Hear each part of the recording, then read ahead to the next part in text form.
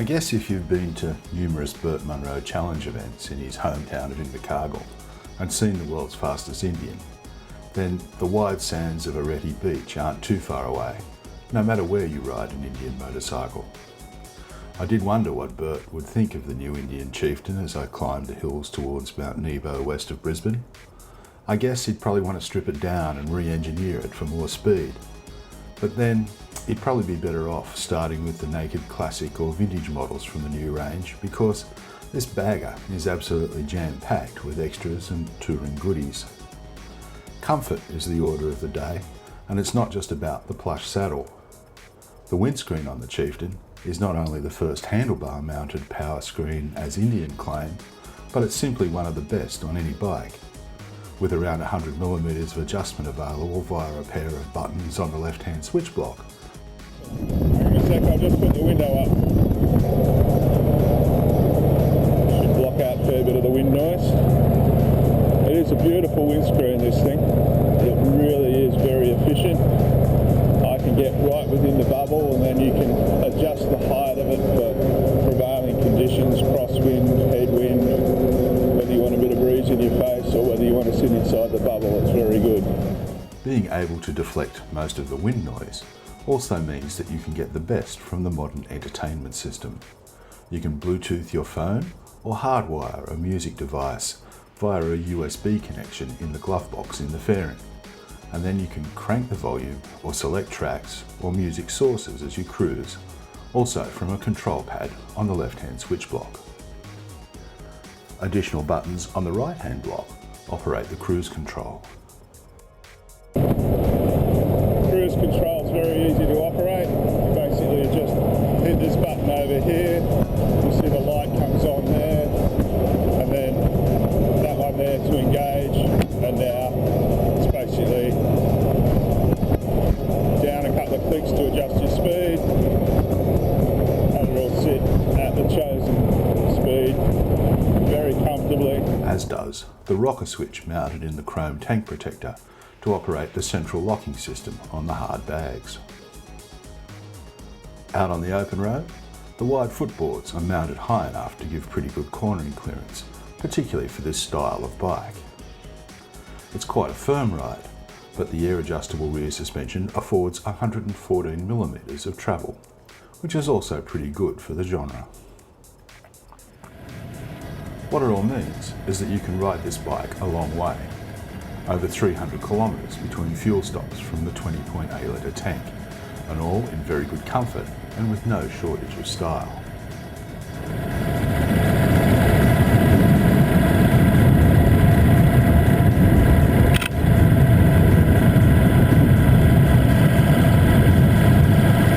You're also likely to make plenty of friends along the way when you do eventually stop, because my dad, grandfather or uncle had an Indian begin most of the unsolicited conversations that begin at the Bowser or the curb. Alternately, I didn't know they still made them. It's another common opening gambit.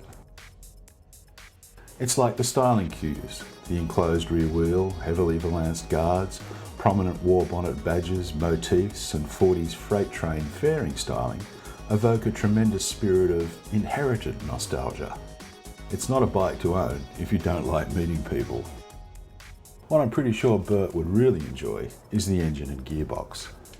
You do sit very close to the rocker cover, and it does generate a little heat, but nothing I found at all uncomfortable, even in Brisbane humidity.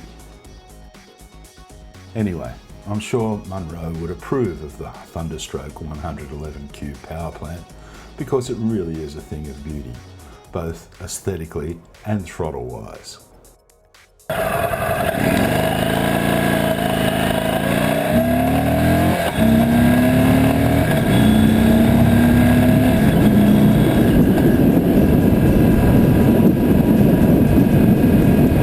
It displaces 1,811 cc's and develops 161 Nm of torque at 3,000 RPM. It has enough ponies to give it a real surge off the line too. It launches really well, and overtaking, even at highway speeds, rarely needs a change down of the crisp and solid feeling gearbox. The engine is also very tractable.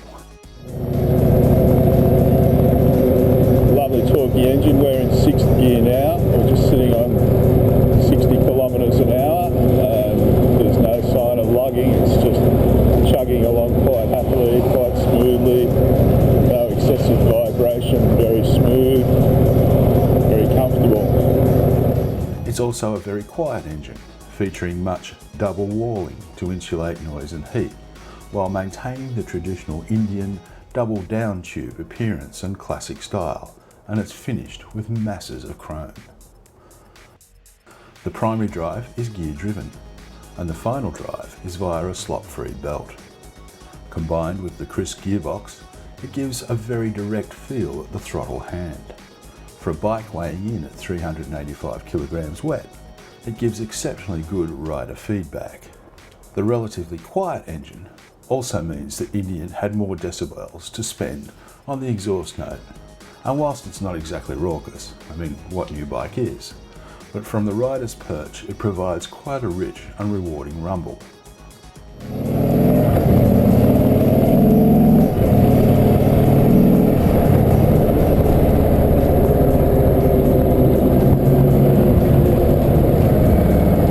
Particularly when you wick it up.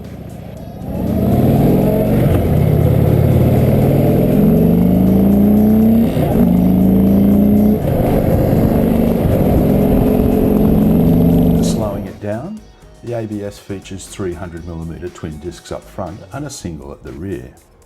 I rarely used the rear pedal, and 2 fingers on the front were all that was needed to pull the bike up in normal situations. Like the rest of the bike, the brakes perform very comfortably. The bank of fairing mounted headlights and driving lights proved highly effective, and the bike's horn is automotive grade. The central locking panniers carried all my camera kit and more with change. Pillions are pretty well catered for with the standard saddle.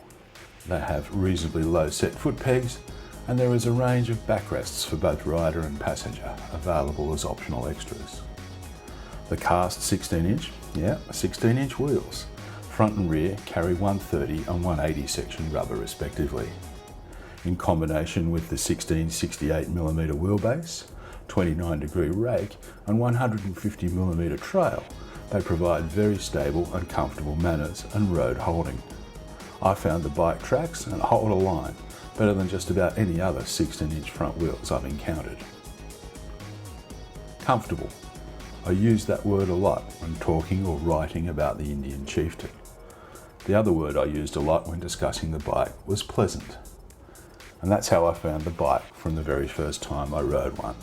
Comfortable, pleasant, and very, very attractive.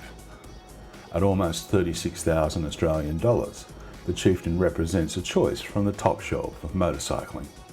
But I'm quite sure Bert would approve.